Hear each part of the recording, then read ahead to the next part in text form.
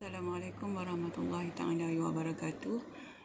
Saya dari SK Pandang Gajah. Ini merupakan video laporan kajian tindakan saya lah.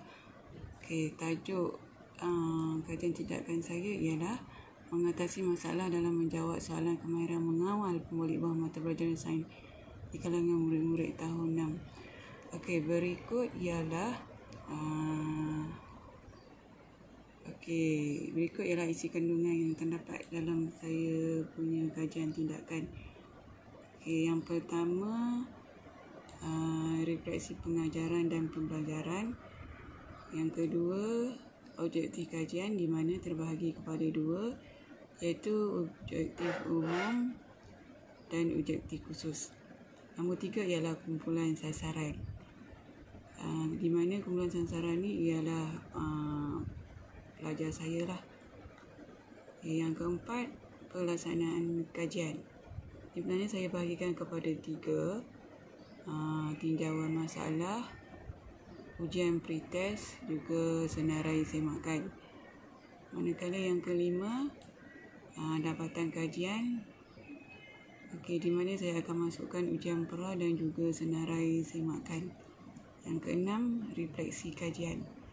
Ini akan saya buat setelah saya laksanakan daripada dapatan kajian lah, mengenai dengan refleksi murid, refleksi guru, juga refleksi pengajaran dan pembelajaran. Seterusnya merupakan cadangan tindakan lanjut. Ini merupakan isi kandungan yang saya buat lah. Setakat ini apa yang saya mampu buat ialah hasilnya semasa bersemuka, iaitu masa bulan 4 selepas taklimat kajian tindakan. Saya sudah pun buat refleksi pengajaran dan pembelajaran. Di dalam ni menceritakan saya hanya akan mengambil 5 orang murid yang terdiri daripada 2 orang murid perempuan dan 3 orang murid lelaki.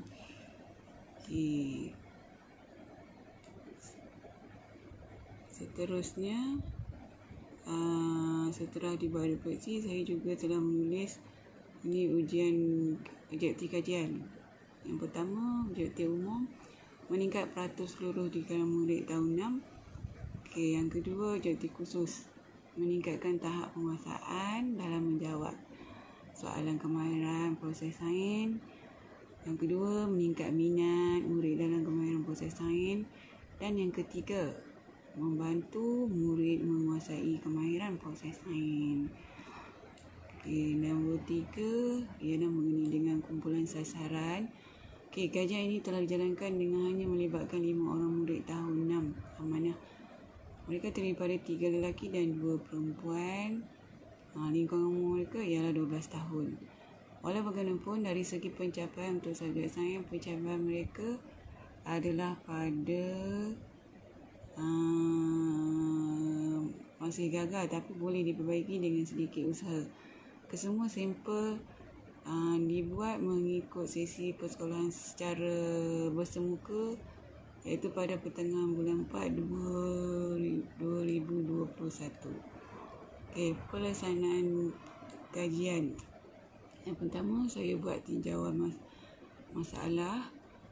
Tinjauan awal, saya kenali masalah pembelajaran pelajar dan seterusnya mengenai punca pelajar gagal dalam penguasaan kemahiran. Setelah dibuat pemerhatian, salah satu daripadanya saya dapati tingkah laku pembelajaran pelajar dalam aspek sikap dan kesediaan pelajar ketika proses pengajaran dan pembelajaran. Itu salah satu tinjauan masalah yang saya dapat lah. Setelah saya buat tinjauan masalah, saya buat ujian pretest. Ujian ni dijalankan semasa di dalam kelas. Murid diberi masa untuk menjawab tanpa penerangan dari guru. Maknanya ujian ni diberi berdasarkan apa yang telah mereka pelajari sebelum ni lah. Okey, tiada bimbingan daripada guru.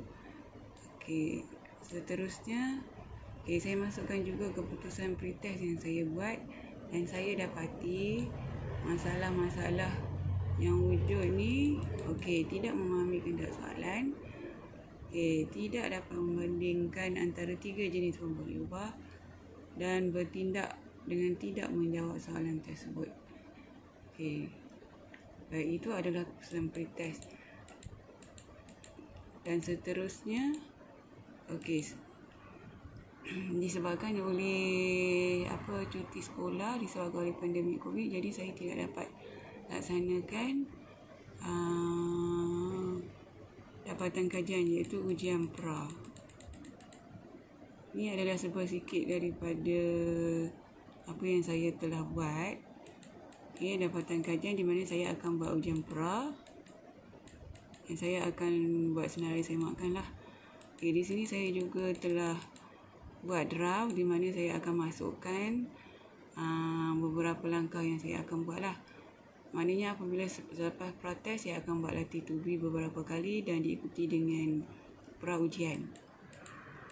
Setelah dibuat analisis, saya akan buat refleksi kajian, refleksi daripada murid, guru, juga refleksi pengajaran dan pembelajaran.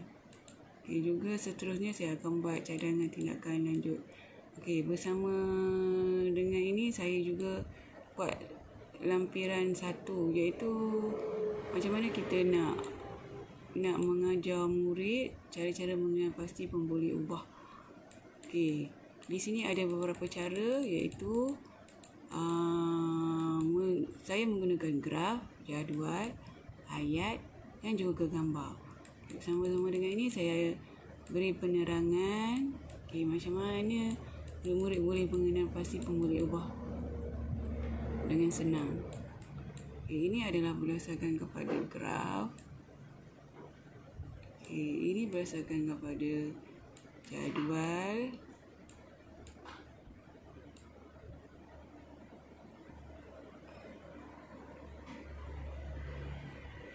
Yang ini graf, yang ini jadual.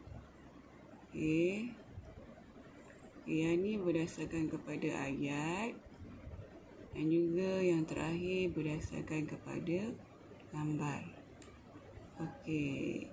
Kaedah ni saya akan ajar kepada murid yang terlibat. Semasa saya mengajar, saya akan bagi setiap satu salinan dan semasa membuat latih tubi, murid akan dibenarkan untuk menggunakan ini sebagai rujukan ataupun panduan. Selepas beberapa kali buat latih tubi, saya akan buat pra ujian.